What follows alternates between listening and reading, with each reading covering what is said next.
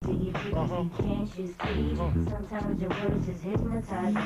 was the epitome of what was ghetto fabulous, with all the most beautiful everything. And my whole crew is lounging, celebrating every day, no life.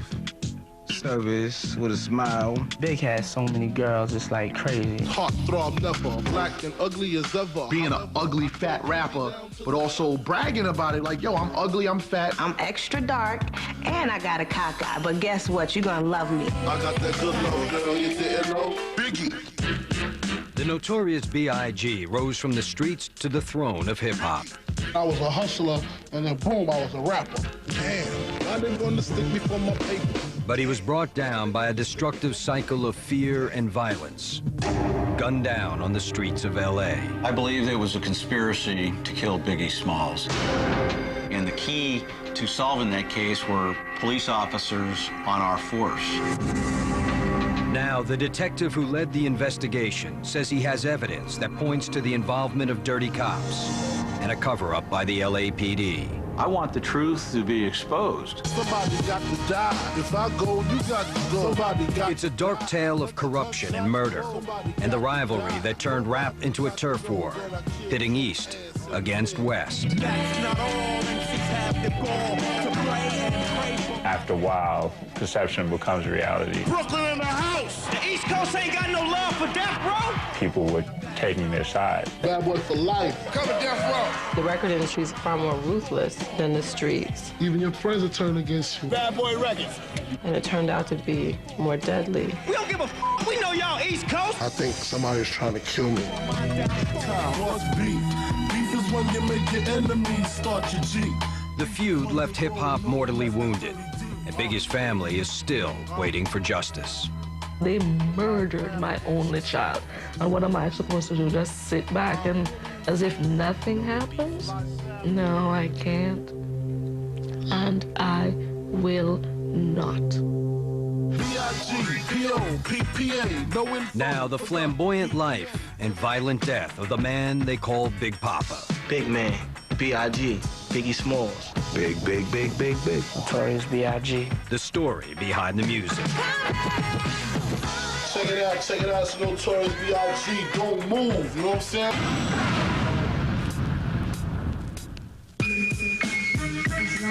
It's one of the greatest unsolved mysteries in music history. In the early morning hours of March 9th, 1997, the Notorious B.I.G. was gunned down in public view in Los Angeles as he departed a star-studded party with his friends.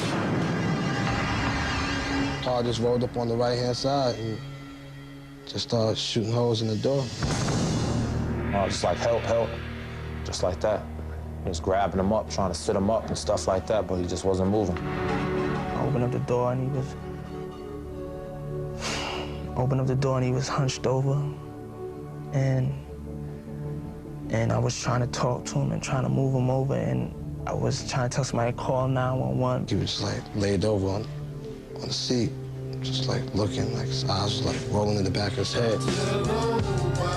Just shortly after midnight, rapper Chris Wallace, better known as Notorious Big, B.I.G. Notorious B.I.G. was shot and killed in Los Angeles early Sunday morning. More than 100 witnesses to a very public murder. There have been no arrests in the case.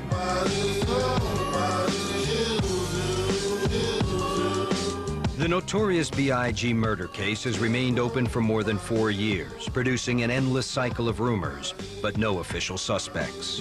Who killed my son? And why?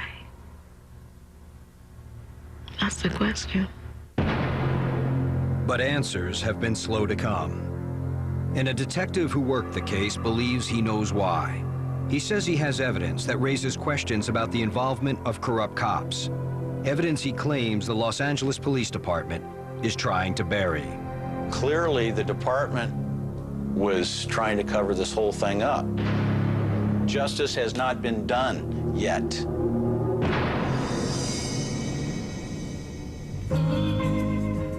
Before he was known as Biggie Smalls or the Notorious B.I.G., he was Christopher Wallace, an 8-pound baby boy born to a Jamaican mother in Brooklyn, New York in 1972. I loved my baby. My love was Very special because it was just the two of us, my son and myself, my Christopher and me. Christopher's father left when he was 2, so Valletta Wallace raised her son alone in a small apartment in Brooklyn's rough Bedford-Stuyvesant neighborhood. I worked, put clothes on my baby's back, food on my baby's table. I mean, I wasn't rich, I wasn't wealthy, but I was rich at heart. Valletta was a devout Christian who scrimped and saved her teacher's salary in order to send Christopher to Catholic school. My son was no product of no street. My son was a gentle human being. The street is not gentle. The street is not kind. The neighborhood kids teased Christopher about his weight and the thick glasses he wore to correct his lazy eye. But Valletta taught her son to strike back with words, not fists. If somebody heard you say no, look at the person and tell the person, don't you ever touch my body because that hurts. And I don't like it when you do that. I would tell him, please use your words, please express yourself. Because if you don't express yourself, no one will know what you're feeling. Bed-Stuy was a dangerous place to grow up in the 1980s.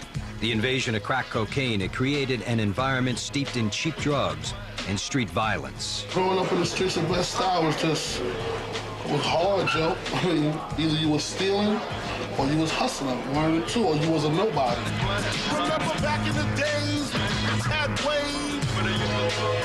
For years, Christopher's mother wouldn't allow him to stray from their front stoop, forbidding him to venture even a half block away to the corner of Fulton and St. James, where all the kids hung out. At the barbecues, drinking brews with the neighborhood crews, hanging on the avenues. I was afraid of death. I was afraid of drugs. I was afraid of the cops. I was afraid of everything. Everything that was bad.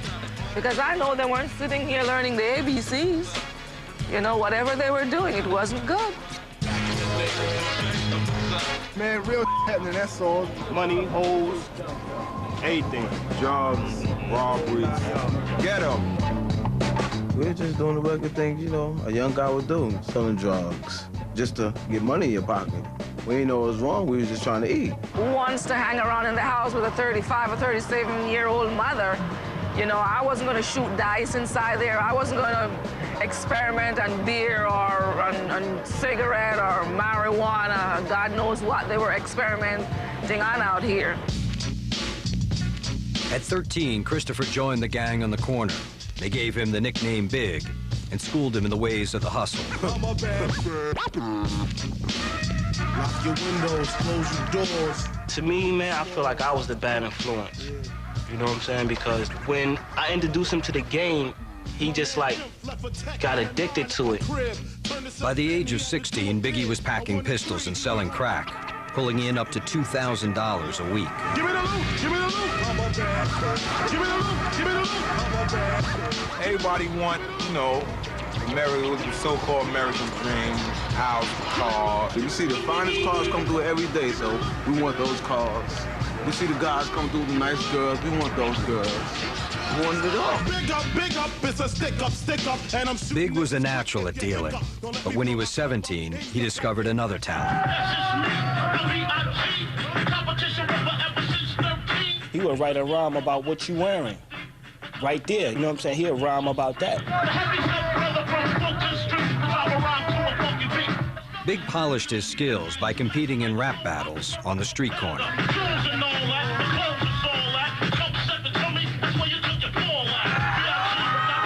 Battle for all the mixtapes, who the best, everybody banging in the garbage cans, getting the good beats. Everybody would be just clapping and having a ball. This is part of what shaped and formed them into Big. I said, Mom, you see all that noise that we're making here? This music that you're calling noise, it's gonna make us very, very rich one of these days. And I would laugh at him, please. Biggie. Convinced he had found his calling, Biggie dropped out of high school when he was 17 and started recording demo tapes with a neighborhood DJ. A whole lot of want Big to make a demo tape. Yo, 50, what's this? It's a demo. It's a demo. It's a demo. Well, like me and my DJ, 50 grand, was in the basement, you know what I'm saying, just making tapes. We did a demo, 3 songs, straight ghetto, straight basement. Because you know what Big Man's about to do. He let my man Mr. C hear it, Big Daddy Kane's DJ. It was just incredible rhymes, incredible delivery, incredible metaphors. Mr. C let my man Matty C hear it from the Source magazine. 1 or 2 bars, and Big had you on that tape. They put us in the magazine. Matty C profiled Biggie in Source magazine's unsigned hype column. That caught the attention of the 22-year-old vice president of Uptown Records, Sean Puffy Combs. I fell in love with him for the first time I heard his voice. B.I.G's on the mic, call the Undertaker, make an appointment. Mesmerized by the power of his rhymes, Puffy immediately summoned Biggie and his manager, Mr. C, to his office. The first thing that he says is, yo, I want you to rhyme right now. Just rhyme. No music, no nothing. He rhymed for me live. I just didn't want him to stop, you know what I'm saying? It just sounded so good, it sounded so refreshing. And after Big kicks the rhyme, Puffy says, I can have a record out on you by the summer.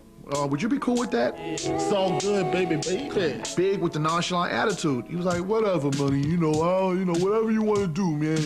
Just talk to C, man. Whatever you want to do, we make it happen. I love it when you call me Big Papa, the showstopper, the rhyme dropper, super cat. It was the summer of '92, and 20-year-old Christopher Wallace had just scored a recording contract.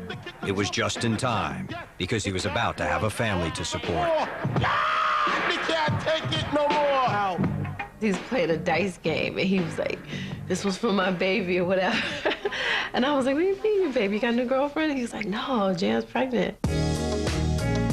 In August of 1993, Biggie and his girlfriend Jan had a baby girl they named Tiana. The little girl came into the world, and I've never seen him with so much smiles. He adored his baby. He was jipper skipper. That's the first time I've seen that. He was happy, Duke. He was like, yeah, time to get some money. That was his goal. He was like, yeah, I'm just getting money now. Check it out. I'm just trying to get larger and larger because I know that I got to secure her future. Biggie didn't marry his girlfriend, but he was determined to support his child. The cash from his record deal was slow to come at first, so he continued to hustle. I wasn't selling drugs just to be selling drugs, you know what I'm saying? I had a baby, I had to work, you know what I'm saying? Do my thing to feed my family, you know? Put the drugs on the shelf, nah, couldn't see it. Rap was secondary, money was necessary. He still was hustling at the time, but not telling Puffy that he was hustling. But when Puffy discovered Big had made a trip down south to sell crack in the fall of '93, he called him and begged him to stop dealing. I just pleaded with him, like, please come back. Don't do this to your life, I mean, you don't need that. That right there, that's short money right there. Things done changed. Puff sent Biggie a train ticket, and he returned to New York the next day, agreeing to give up dealing once and for all. He would always tell me, this better work out, because I really could have made a lot of paper down there.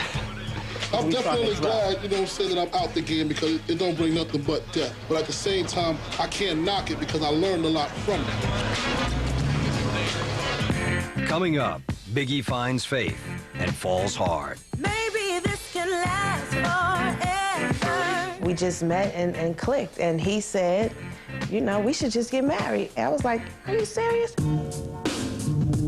And then a shooting turns friends into enemies and ignites a bi-coastal battle. Yo, they got Pac laid down on the ground with a gun to him. With Behind the Music continues. Damn, why they want to stick me for my paper? I love it when you call me Big Papa. Throw your hands in the air if you's a true player. The Notorious B.I.G. was putting his street life on record in the summer of 1994. Devastate, MCs take their fate, turn the motherfucking mics up, B.I.G. The 22-year-old was laying down tracks for his debut album, Ready to Die. The transition from selling drugs to the game is like, it's been sharp. Like, I was a hustler, and then boom, I was a rapper. I'm living every day like a hustle, another drug jungle, another day, another struggle. Biggie poured the struggles of his hustling days into his lyrics, creating complex and potent rhymes about ghetto life. Baby on the way, mad bills to pay, that's why you drink Tanqueray. When you dead broke, and your baby moms is yapping, and your daughter crying, and your moms is yapping, and you stressed out, man. You know what I'm saying? And sometimes I just be like, I just wish I was dead so I wouldn't have to go through the problems. I don't wanna live no more. Sometimes I hear death knocking at my front door. It's not easy being young and black, living in the hood. And that's where he was just expressing the frustrations, the emotion. While he was recording the album, Biggie started hanging out with Tupac Shakur, a fiery and charismatic rapper from the West Coast who was one of hip-hop's fastest rising stars. Just because you're in the ghetto doesn't mean you can't grow. Tupac was in New York making his film debut when he first met Biggie. As soon as they met, they became like best friends. Biggie slept on his couch. Tupac kind of mentored him in terms of like getting into the industry. He knew that Pac was real, you know, that Pac was being real with him. And that's rare in this industry. Biggie was also forging a strong bond with the man who signed him, Sean Puffy Combs, or P. Diddy, as Biggie liked to call him. Check it out. This my man, the Notorious B.I.G. What's the deal? What's going on? Puffy brought Big with him when he left Uptown Records to create his own label, Bad Boy. Bad Boy for life. Puffy assembled his new Bad Boy family for a photo shoot in July of '94. That's where Biggie first laid eyes on an up-and-coming R&B singer named Faith Evans.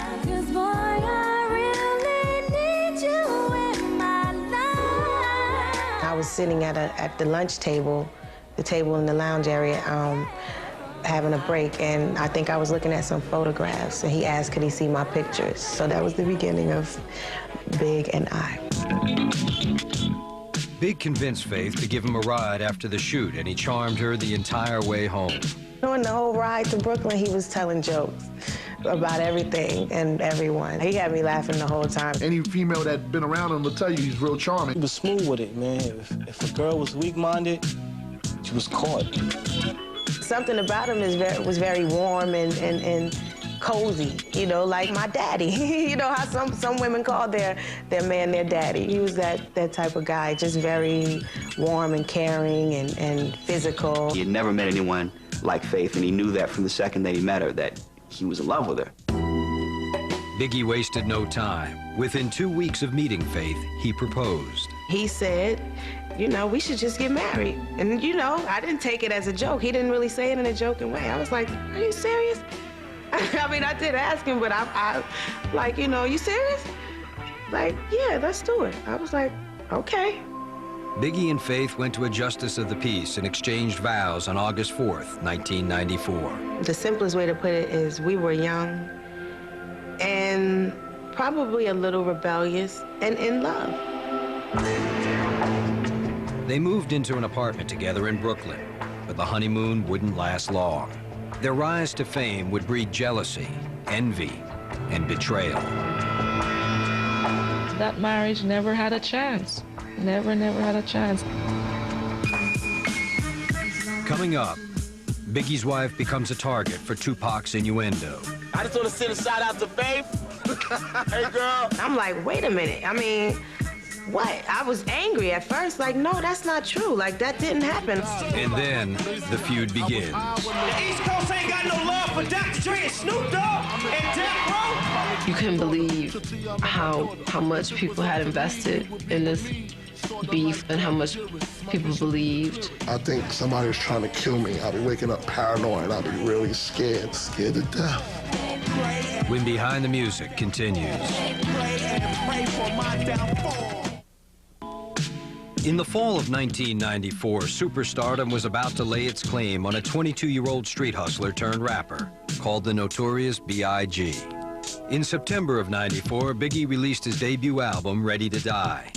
The first single, Juicy, went gold in just 8 weeks. I saw ecstasy in his face when he came in that night and said, Ma, guess what?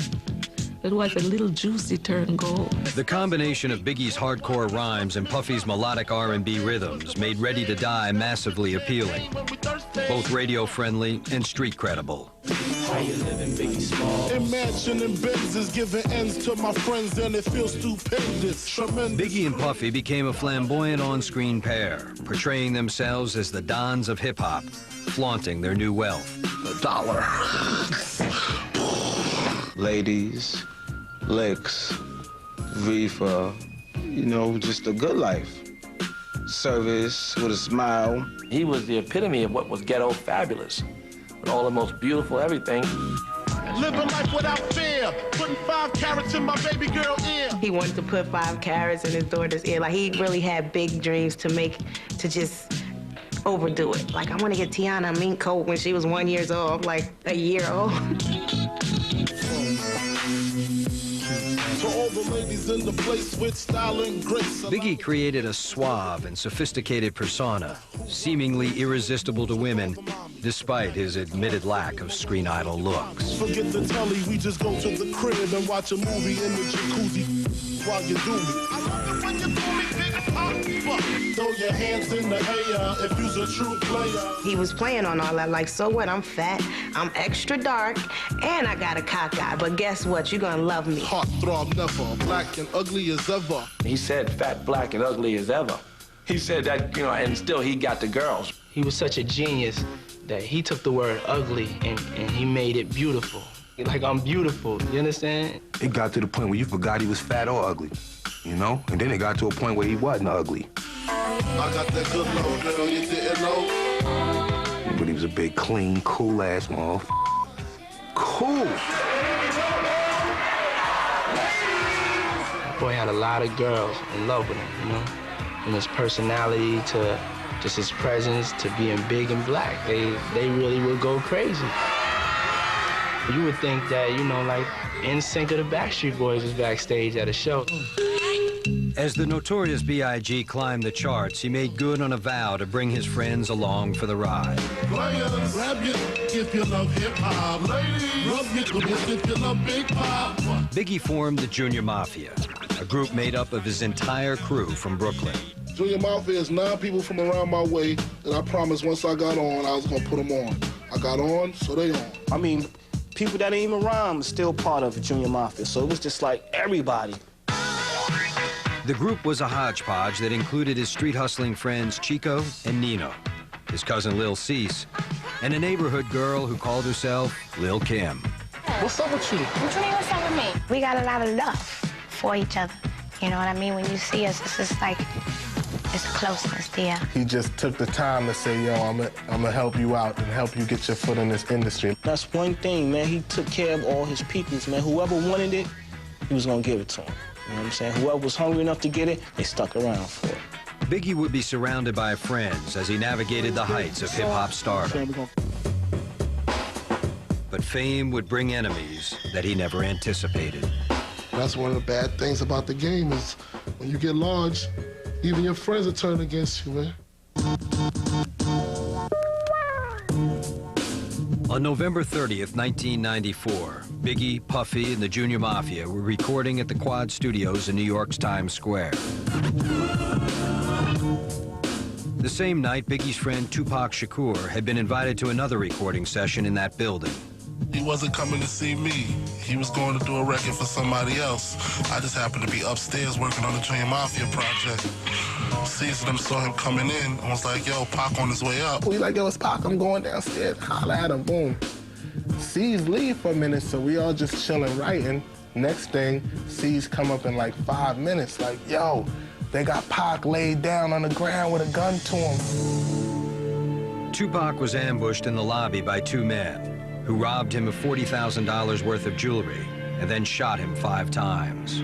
We went down in the elevator, you know, we was like, oh, as soon as the doors open, police was like, freeze. We just saw blood smeared and a whole bunch of detectives just came in and said nobody could move. And then we found out what was going on. Some kids happened to be in the hallway, stuck him up, shot him or whatever. Got caught up in the mix like that. It's a coincidence, you know? For Tupac, it was too much of a coincidence.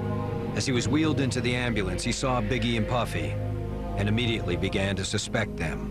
Tupac said that everybody looked at him and he suspected everyone to be involved. And from there until the end of his life, he saw Biggie as one of his enemies.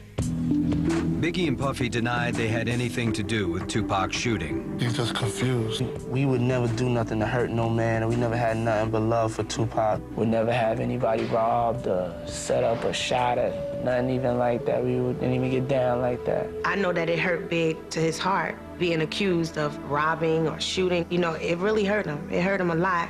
What's beef? Beef is when you make your enemies start your G. In April of '95, Tupac went public with his suspicions in a Vibe magazine cover story. He implied that Puffy and Biggie knew he was going to be shot and failed to warn him. I used to share my experiences in the game and my lessons and my rules and my knowledge on the game with him. You know what I mean? He owed me more. He owed me more than to turn his head and act like he didn't know he was about to blow my head off. He knew. Tupac went into a lot of detail about why he suspected Biggie and Puffy and a lot of the people that were present at that studio that night for being involved. And after that was published, I mean, that's really when things really got set off. Damn, people want to stick me for my cream, and it ain't a dream. Things ain't always what it seems. The seeds of a rap war had been planted. Biggie started receiving anonymous death threats. He feared for his life. I think about that every day. Every day, it's real. That's how real it is. I think somebody's trying to kill me. I'll be waking up paranoid. I'll be really scared. Scared to death.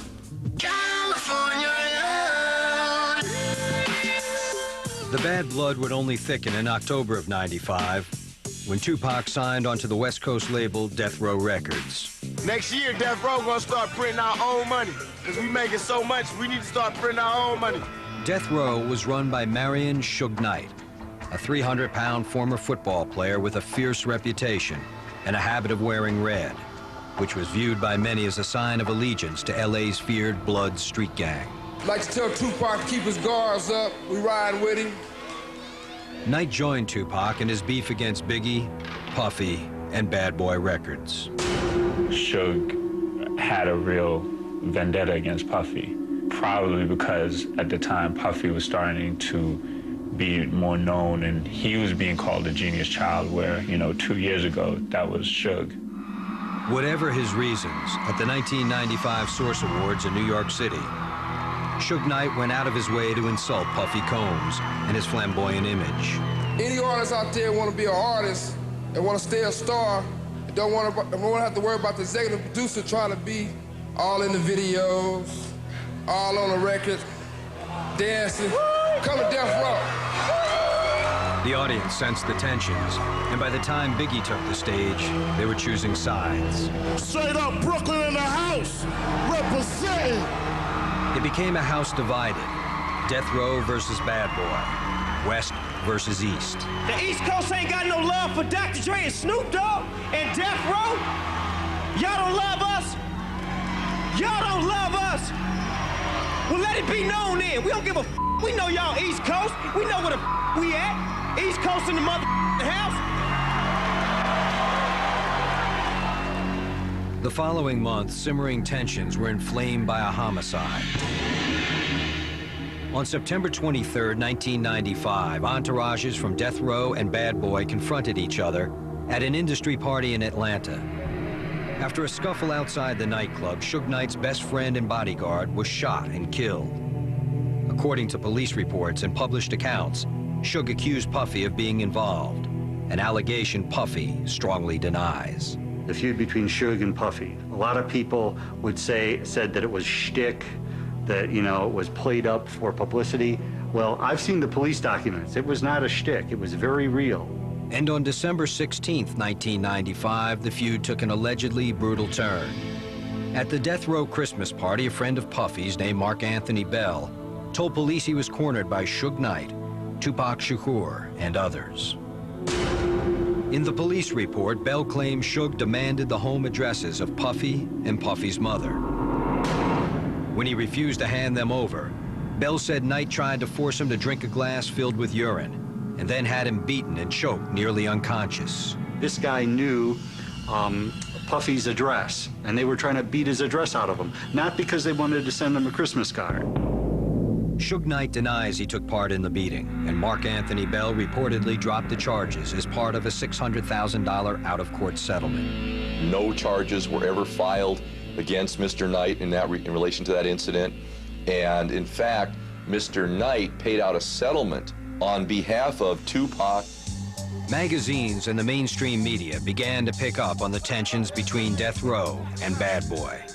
They christened it the East Coast-West Coast rap war. Somebody got to die. If I go, you got to go. Somebody got to die. Let the gunshots blow. I think that some of the hip-hop publications made a terrible mistake in depicting what was an argument between two entrepreneurs into an all-out war between two coasts. After a while, perception becomes reality, and, you know, people were taking their sides, you know. You couldn't believe how much people had invested in this beef or whatever, and how much people believed.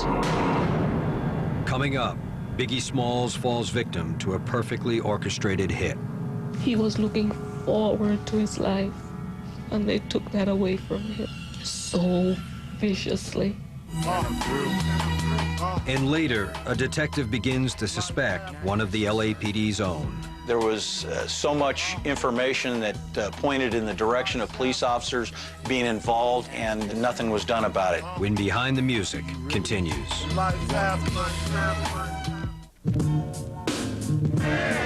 Wanna stick before my cream, and it ain't a dream. Things always what it seems. In 1995, the media was having a field day with the hip-hop feud that pitted Suge Knight's Death Row Records against Puffy Combs' label, Bad Boy. Who shot you? When Biggie's song Who Shot Ya started circulating in late 1995, it was widely interpreted as a taunt to Tupac Shakur, even though Biggie had recorded it long before Tupac's shooting in New York. Feel 1,000 deaths when I drop you. And in the months to come, Tupac's growing resentment of his one-time friend would become brutally evident. I couldn't believe that everybody was treating Biggie like the biggest star in the world. I couldn't believe that people was buying into the player image. But Biggie is not a player. He's never been. He's never had bitches until he got some money. That's a trick. That's not a player. He's not a popper. So my point was to prove him wrong. I took everything that he glamorized and I personified it. By the fall of '95, Biggie and his wife, Faith Evans, were drifting apart. Their careers kept them separated for months at a time, and Faith was increasingly disturbed by Biggie's indiscretions. From the beginning, we were separate a lot, and that allowed various things, various energies and people to come into both of our circles. All the honeys, dummies, playboy bunnies, those wanting money. Big was a player. I mean, he was funny about it, you know, and he never hit it. I know you see me on the video. It was no secret that Biggie had become involved with two high-profile women. First, he had a widely reported relationship with Lil' Kim. Lil' Kim, the queen bee, so you best take heed. Shall I proceed? That was my baby. Only me and him could always know what that relationship was like. Come too hard, so y'all hear me. Turn back and never. And then Biggie initiated an affair with hip-hop ingenue Charlie Baltimore. I know what it was for me, and I know what it was for him, and that's all that really matters. You know, what anybody else thinks, it doesn't really matter. You don't appreciate the time I put into this love affair. A year into their marriage, Faith had all she could take. She asked Biggie for a separation. Eventually, I just, realized like that was just a part of his personality. It just didn't work for what we were trying to do. It's not gonna work when we're trying to be married.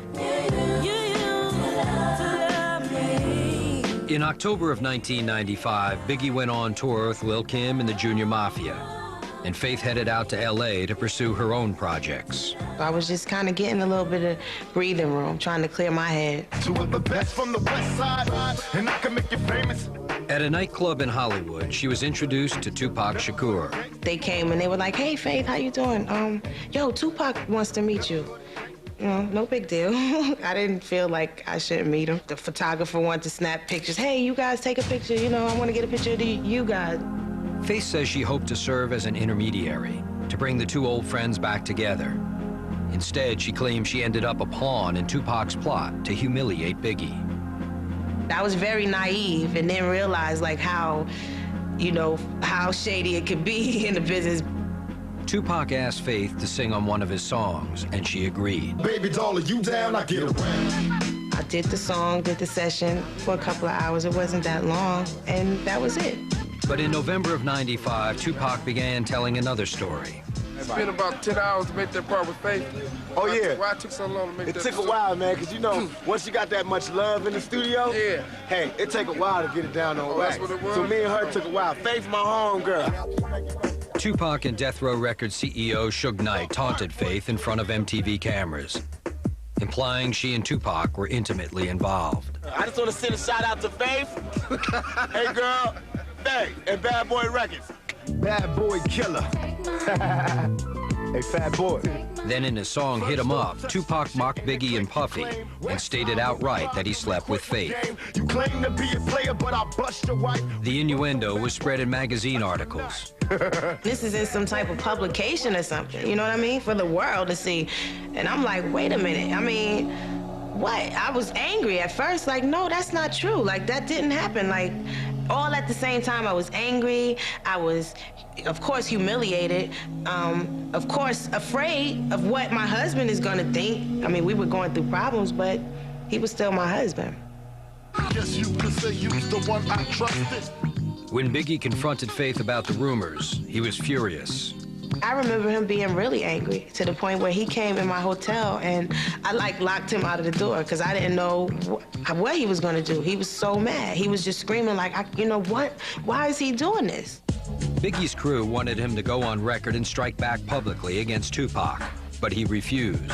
Big always, he had like a forget it attitude, I don't really care. Me personally, I was ready to do an answer song and all of that, but they're like, yo, nah, we ain't studying that. He never retaliated, never. People are saying, make an album and fight back, but he never did. He just always wished that, you know, everything would just go away and, you know, he just wanted to make music because he always knew that if we ever fell into that, we'd be playing with fire.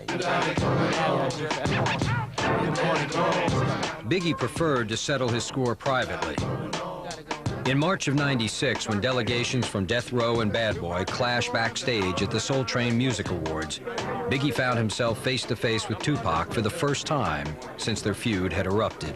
They had some kind of an altercation. Christopher looked at Tupac and said, "What is wrong with you?" And Tupac said to him, "All I'm trying to do is to sell some records. All I'm trying to do is to make me some money." It hurt, but I kind of look at it like it's business. You know, when you're at the top, you just gotta go for the top person's neck, you know what I'm saying? You just gotta get your spot, you know what I'm saying? That's what he wanted. I can't be mad at him for that. He just do what he gotta do. I couldn't be the one to do it back, though. That's not my style. The old friends would never get the chance to make peace. On September 7th, 1996, as Suge Knight and Tupac Shakur drove down the Las Vegas Strip, a gunman pulled up alongside them and opened fire. Tupac was hit 4 times in the chest. He died 6 days later. The killer's identity remains a mystery to this day. Though they had remained rivals to the end, Biggie was hit hard by Tupac's murder. When he died, I was just like, whoa. You know what I'm saying? It kind of took me by, you know, even though we was going through our drama, I would never wish death on nobody, you know what I'm saying? Because ain't no coming back from that. So it kind of turned me down a little bit. I think that to the end, he respected Pac. He was just disappointed that Pac had spent so much energy trying to bring him down. Next, ominous signs as Biggie ventures into enemy territory. I'm going back to Cali. As a mother, I had that chilling feeling that you should not be out there. And then, shots ring out on the streets of L.A. Everybody heard shots. Everybody just got down in the car. Everybody there just dropped to their knees and started praying because it just didn't look good. It didn't feel good. When Behind the Music continues. How many shots does it take to make my heart stop and my body start to shake? If I should die before I wait. Yeah. In the fall of 1996, the murder of Tupac Shakur sent shockwaves through hip-hop. Biggie Smalls was trying to come to terms with the death of his one-time friend turned enemy. I'm pretty sure you feel the pain of his death just like anybody else. No doubt. You know, even more than anybody else. I mean, it definitely was a loss, you know what I'm saying? A great loss. I feel for his family. Then just 3 days after Tupac Shakur died, Biggie had his own brush with death on a New Jersey highway. When it was raining, swirled off on the turnpike. I was in the back seat. I went through the windshield. He was in the front seat, and he was wedged in the car. Biggie's leg was crushed and fractured in the crash.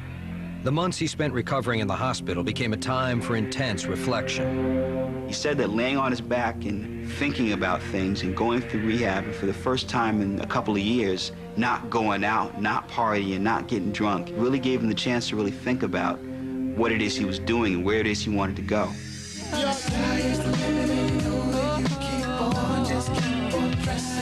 Biggie had much to look forward to, a new album in the works and a brand new baby boy named CJ, whom he and Faith had conceived during a brief reconciliation. He has his nose, he has his droopy eyes. Everybody always says he's a light-skinned Biggie. Though they decided to remain separated, Biggie and Faith began to heal their relationship, and Faith says she noticed a shift in his attitude. He probably did realize that he had somewhat of a responsibility to people that he didn't see before. In early 1997, Biggie headed back into the studio with a strong sense of purpose, putting the finishing touches on his second album, Life After Death. Biggie, Biggie, Biggie, can't you see? Sometimes your words just hypnotize me. We was just so happy, you know what I'm saying, because we had finished the album. He really wanted to show people that amongst all the drama, you know, he was feeling good about himself. In February of '97, Biggie ventured out to Los Angeles into what many perceived as enemy territory to promote Life After Death. I'm going back to Cali. We balling out here in Cali, you know. East Coast Dawn in the house. He intended to make peace with hip-hop fans in the West.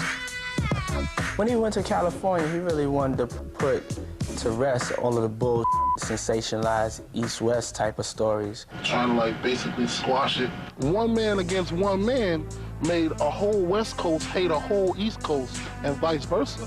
You know what I'm saying? And that really bugged me out. So what I'm trying to do now, I gotta be the one to flip it and take my power and flip it like, yo, they gotta be dead. I'm gonna continue to keep making those songs that make you dance and make you groove, and we're just gonna do our thing forever. Forever and ever. But there were ominous signs that Biggie's message was not getting through, that he was not welcome on the home turf of Tupac Shakur and Death Row Records. He went to the Beverly Center, the mall out in LA, and someone was yelling from like the 3rd or 4th floor some things to him, some like derogatory things to him, and that had never happened to him before. I said, Christopher, I'm not feeling very comfortable with you out there right now. And he goes, don't worry, everything will be cool. Everything will be okay. That was the last thing my son said to me. Everything's gonna be okay. That night, March 8th, 1997, Biggie and Puffy attended a Vibe magazine party at the Peterson Automotive Museum in Los Angeles. We went in there, we just had a ball, you know what I'm saying? It was like one of the best times we ever had. Just sat down all night, took pictures, talked to people. Everybody was just coming, like, congratulate them on the single and stuff, because, like, the single just came out. They played it, like, about 8 times in the club that night. At 12:30 a.m., fire marshals shut down the party due to overcrowding, and Biggie and his crew left in a caravan of SUVs they had rented. Puffy was in the first vehicle. Biggie and his friends, Damian Butler and Lil Cease, were in the second. Big was in the front, Cease was sitting behind Big, and I was like sitting behind the driver. As they pulled away from the museum, Big cranked his song Going Back to Cali on the stereo. I'm going back to Cali. He was just feeling good. I was just like, yo, you back. You know what I'm saying? He was just feeling himself. And I had like pushed him in his head. I was like, yo, you back, kid. You about to do your thing. Back to Cali. Big's car stopped at a red light just 50 yards from the museum exit.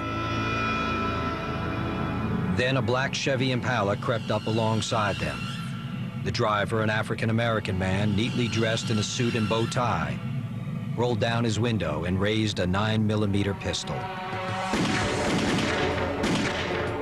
I started shooting holes in the door. Everybody heard shots. Everybody just got down in the car. He didn't say nothing. He didn't say one word. He didn't even say, oh, Biggie had been hit 4 times in the chest. He was slumped over and motionless. As the assailant sped away, Puffy rushed to his friend's side. I opened up the door and he was hunched over, and I was trying to talk to him and trying to move him over, and I was trying to tell somebody to call 911. And we just ran over there, and like he was just like laid over on the seat, just like looking, like his eyes was like rolling in the back of his head. So I just told one of the drivers of security to just jump in the car, just take me to the nearest hospital, please. They sped to LA's Cedars-Sinai Hospital just a mile away. When we got to the hospital, everybody had jumped out the cars and helped to pick him up and got him on a stretcher, and the surgeons, they had immediately rushed him back into the emergency room. And then everybody there just dropped to their knees and started praying, because it just didn't look good, it didn't feel good. Doctors performed emergency surgery, but they weren't able to save him. Christopher Wallace was declared dead at 1:15 a.m. on March 9th, 1997. He was 24 years old. Back in New York, just before dawn, Biggie's mother was awakened by the phone. I heard Damien crying. A grown man screaming, crying. And I knew something was wrong. I just knew it. Why would a grown man calling you crying? So when he was crying, I was yelling, tell me what's wrong with my son. Tell me what was wrong with my son. Mrs. Wallace took the first flight to Los Angeles in a state of disbelief. The reality of her son's death didn't sink in until she arrived at his empty hotel suite. And I walked in still waiting to hear that voice. Nothing. Instead, I heard the quiet flush of air conditioning and the thud of raindrops on the roof. I heard nothing. I heard silence. There's a tightness in my chest.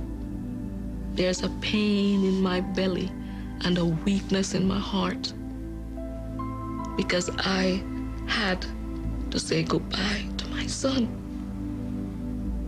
And that hurts a lot.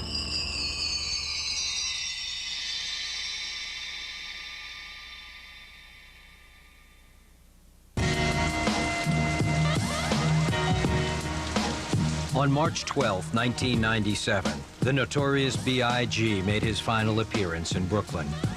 3 days after his murder in Los Angeles, his body was flown back to New York for the funeral. As the procession wound through his old neighborhood of Bedford-Stuyvesant, Biggie was honored as a fallen hero. I'm gonna miss him. He's gonna be well missed, you know? Love him like a brother. There were so many people out there. You had people on both sides of the street, like literally so many people you couldn't walk. There was like this wave of sadness as the car went through. But then the strangest thing happened. Somebody played Hypnotize. And the place went wild. Suddenly it was like a party. It was like a near riot. Like, people were so emotional about him that they crushed cars.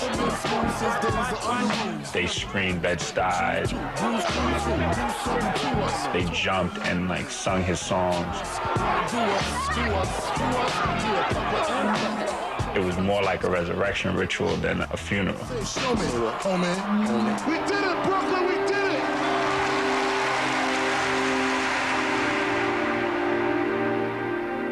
In the years since Biggie's murder, the investigation has made little headway. The Los Angeles Police Department has failed to make any arrests or publicly identify a suspect.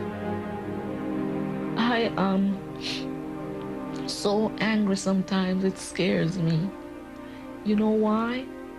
Because there are people right now that I'm supposed to trust, and I cannot trust them because I don't know who killed my son.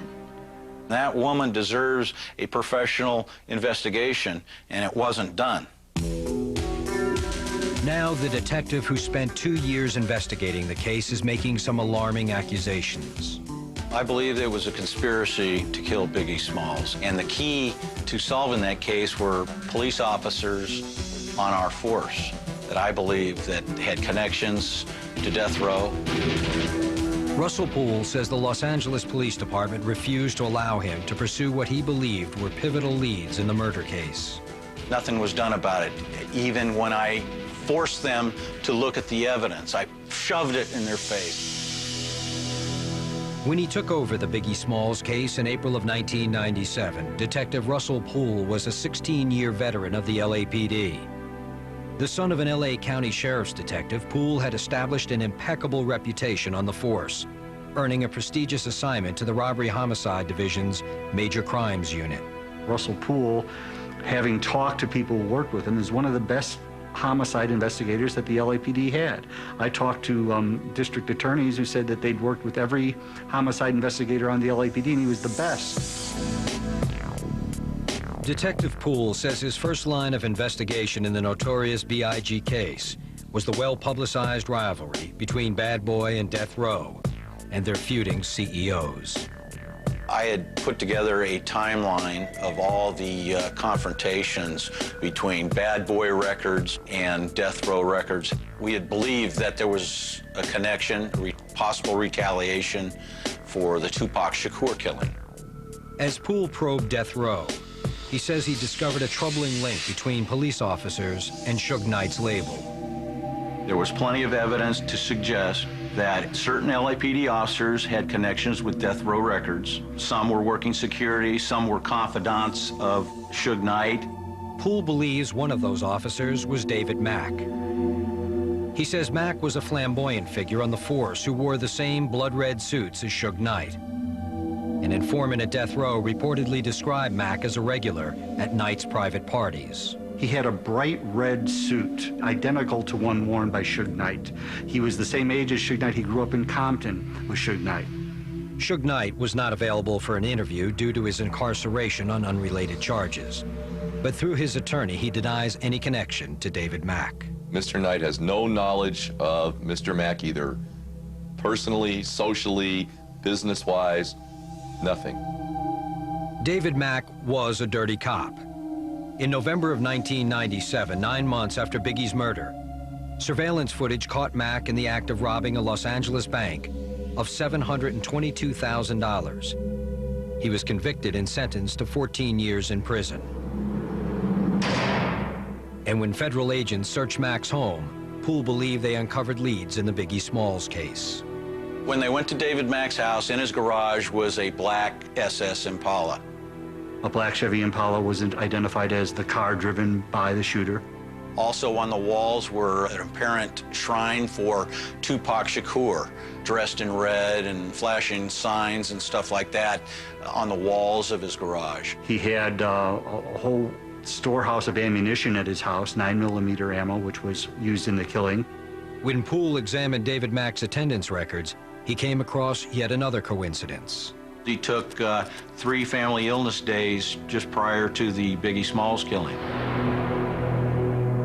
And finally, Poole says, when he placed David Mack's photo in a lineup, one witness identified Mack as being present at the museum the night of the murder. One of the witnesses in Biggie's entourage identified David Mack near the door of the Peterson Museum, and he was positive when he made the identification. While Poole was suspicious of Mack, he knew he did not resemble the sketch of the suspect, that neatly dressed African-American in a bow tie. But the detective contends someone close to Mack did. The composite resembles David Mack's best friend and godfather of his kids, Amir Muhammad. While Muhammad steadfastly denies any involvement in the murder, Poole noted that a jailhouse informant told police that Biggie was murdered by a contract killer who went by the name Amir or Ashmir. When you add up all those connections, you've got yourself a lot to work with. However, we were unable to proceed with those clues. If you're a detective and you've got all these clues in front of you, I mean, it says, hey, we got to find this guy and we've got to pursue this. And that's what Detective Russell Poole wanted to do, but he wasn't allowed to do. Poole says he communicated his evidence to his superiors, all the way up to Chief of Police Bernard Parks. But he claims he was told to drop any investigation into Amir Muhammad or David Mack. I documented all the clues that would suggest that David Mack was possibly involved, and I was told that, no, we're not going that route. David Mack's gone down for the bank robbery. We don't need to go into any more controversy. Poole says he was not allowed to inspect Mack's black Chevy Impala or perform a search of his home or even interview Amir Muhammad. I saw this individual know that he saw me. Now, Behind the Music has tracked down a witness who claims he saw Amir Muhammad outside the Peterson Museum the night of the murder. Yeah, it's the same guy. Same guy that walked up on me. I don't know if he did the shooting, but this is the guy who walked up on me that night. The witness, who asked us to conceal his identity, was working security that night. He says he is certain he saw Amir Muhammad standing near the museum exit, wearing a blue suit and bow tie, shortly before the shooting occurred. He just looked me in my eye, and I looked him dead in his eye. And he walked away, going in the direction where the Notorious B.I.G was shot later. The LAPD has publicly stated that Amir Muhammad is not a suspect, and Muhammad's attorney says his client has never even been questioned by police. Evidently, there are information that's not being followed. There are leads that's not being followed. I mean, if you get a lead, it doesn't matter how minuscule it is. This is a murder. You should follow it up. There was a failure to follow up completely on these clues, and I believe it was orchestrated that way. Ultimately, Russell Poole felt his investigation had been so sabotaged that he had no choice but to quit the force in October of 1999. I just could no longer be associated with the Los Angeles Police Department based on my involvement in these investigations and their failure to follow up on them. In September 2000, he filed a lawsuit against the LAPD, claiming Chief Parks violated his First Amendment right to speak out about evidence that suggested police officers were involved in criminal activity. I want the truth to be exposed. David Mack denies any involvement in the Biggie Smalls murder, as does Death Row CEO Suge Knight. Russell Poole has nothing but rumors, street talk, and the statements of incarcerated felons who are trying to buy their way out of either prison time or jail time or get out of cases that they have pending against them. He has no evidence whatsoever to tie Mr. Knight to the killing of Biggie Smalls.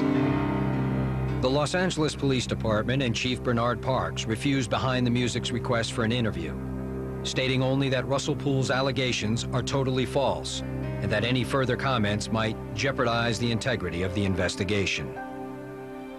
But Mrs. Wallace is disgusted by the possibility of what Russell Poole is alleging, and she is determined to find justice for her murdered son. I will never give up. I will be assertive. I will haunt the police officers. I will call them every time I feel like it until they found out who killed my son. Next, life after death and the lessons learned. He would want this whole situation to be a lesson to show other people that it's really not worth all that. When Behind the Music continues.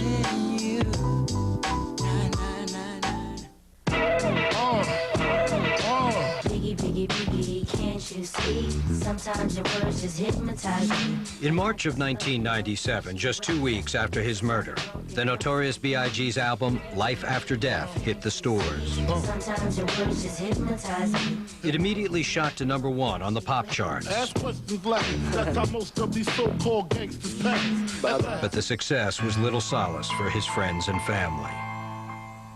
It's a beautiful life that was taken. He was looking forward to his life. He was looking forward to his children. You know, he had plans, and they took that away from him. So viciously, so coldly. He would want this whole situation to be a lesson, to show other people that it's really not worth all that. It has to be understood between everybody that this is just for fun. It just wasn't worth it. I think that was the biggest lesson. It's not worth it. I think that wounded hip-hop and it wounded its fans to the degree that we said, you know what, no more. You know what I mean? No need to battle, no beef. With the profits from his records, Biggie's mother created the Christopher Wallace Memorial Foundation to fund education in the inner city.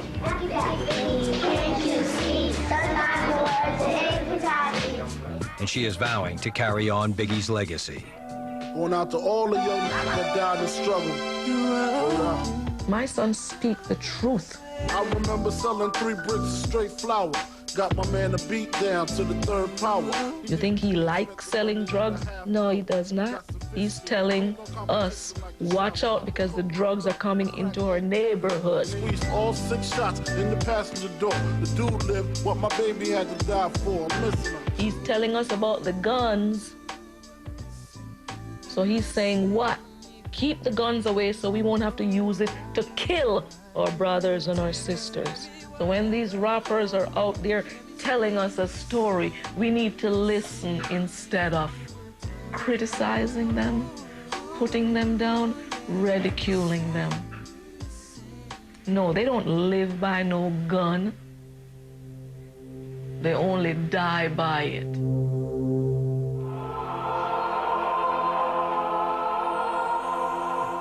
At the MTV Music Awards in September of '97, the Bad Boy family united with Biggie's family to bid farewell to Big Papa.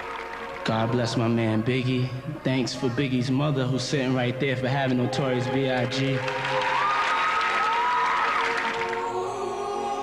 Puffy adapted a classic Police song into an expression of personal loss. It's like I feel empty inside without you being here.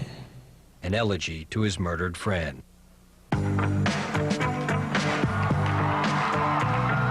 This is somebody's son, somebody's father, you know, somebody's best friend. Goes out. He was a leader and he was gone for like no reason. But they truly love. Check it out.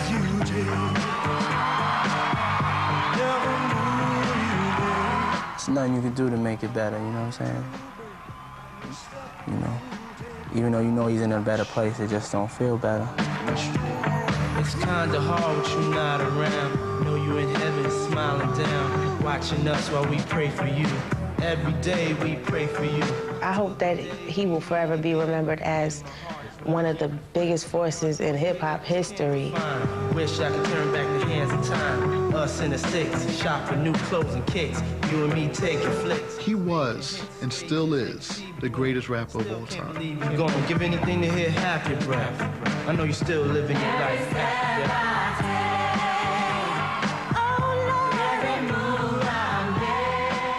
It's just not fair when people who are so good are taken so violently and so suddenly.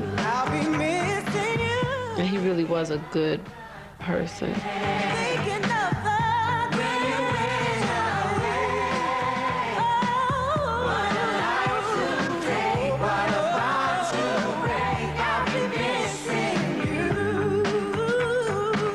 Man, I want people to know that, you know, he wasn't just the greatest rapper of all time. He was one of the greatest people of all time.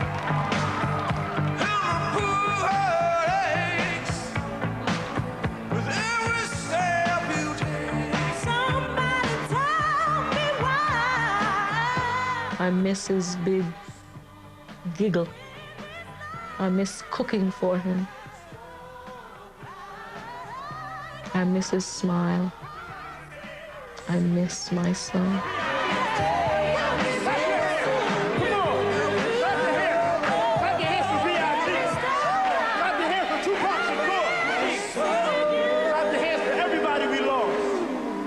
We miss you.